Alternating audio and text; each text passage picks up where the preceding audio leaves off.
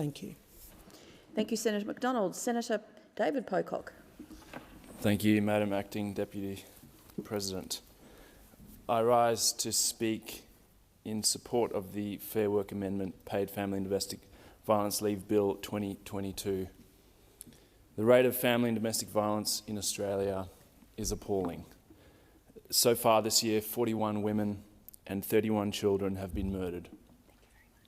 Countless more have been subjected to other forms of coercive control, injury, physical, emotional, and financial abuse. I wish we didn't need this leave, but unfortunately for now, we do. It's critical to support people who need time to actually deal with the effects of experiencing family and domestic violence.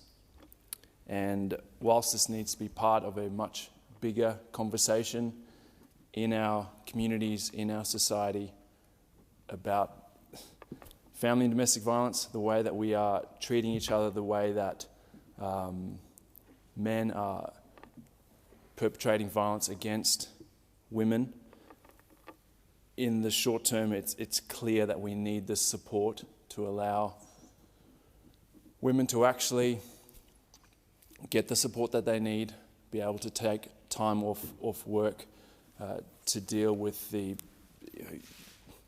huge number of challenges that come with going through something like this.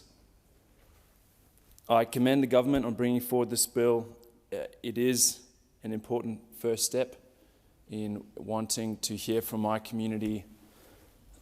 In August, I convened a roundtable at the ANU of business, unions, experts in this field, community organisations and frontline service providers to go over the draft legislation. I'd like to thank them for their time and their expertise and their work in this space. The resounding message that came out of it could not have been clearer. They want this legislation passed as soon as possible. The roundtable was a great opportunity to canvass views on a range of suggested amendments to the legislation, as well as flagging areas for future work.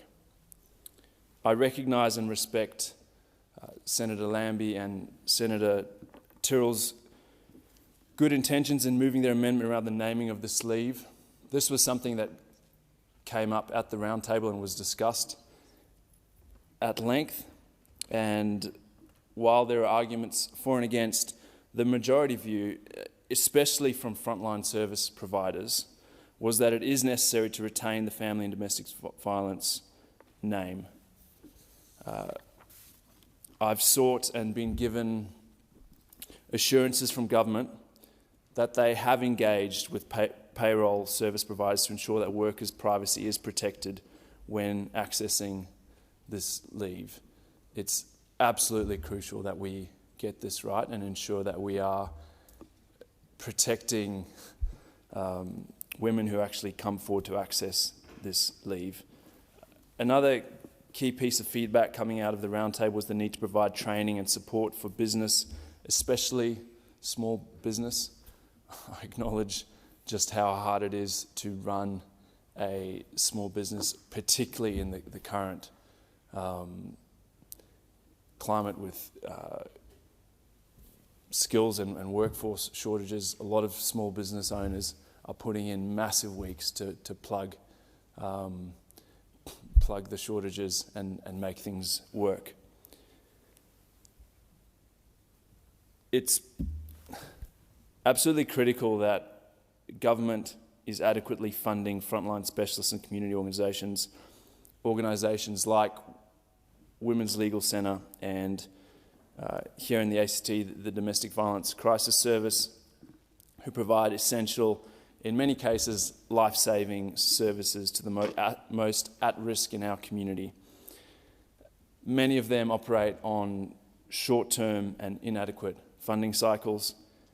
It's, to me, absolutely wild that the DVCS CEO, Sue, is answering calls at 4:30 in the morning and then fronting up to run the show, undertake advocacy, deal with the complex and challenging casework, and a myriad of other tasks that comes with actually running an organisation like that.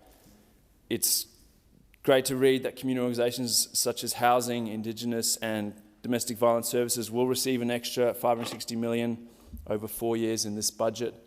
This is something we need to continue to look at, find ways to better fund these services and ensure that we're tying it into the broader conversation through our communities, across our society, about how we drive change, how we deal with these issues head on. I also welcome the focus on housing in the recently released National Plan to End Violence Against Women and Children 2022 to 2032. The admirable sentiments set out in this document need to be backed up with urgent investment, and I hope we'll be hearing more about that in the budget. The Housing Australia Future Fund, alongside similar social and affordable housing supply measures from state and territory governments, is a good first step, but on its own it's clearly not able to keep up with demand. So let's ensure that this is the beginning of a new approach to actually realise the government's commendable aspiration of ending family and domestic violence in a generation. It's a very bold target, one that we can all agree we should be aiming for. And not only with things like family and domestic violence leave, which is helping people experiencing violence, but on the broader issue of how do we engage Australians, how do we drive societal change when it comes to attitudes towards family and domestic violence, and how do we ensure that we're actually providing cost of living relief to families, given we know that financial pressures exacerbate this sort of violence in homes across the country. It's a huge challenge, but something that we're elected to come and ensure that we're not just thinking about, but implementing plans, leading as parliamentarians, ensuring that the culture in our workplaces, in our families, we're leading by example and contributing positively to the national conversation about something that really is a blight on all of us. Australia is not unique.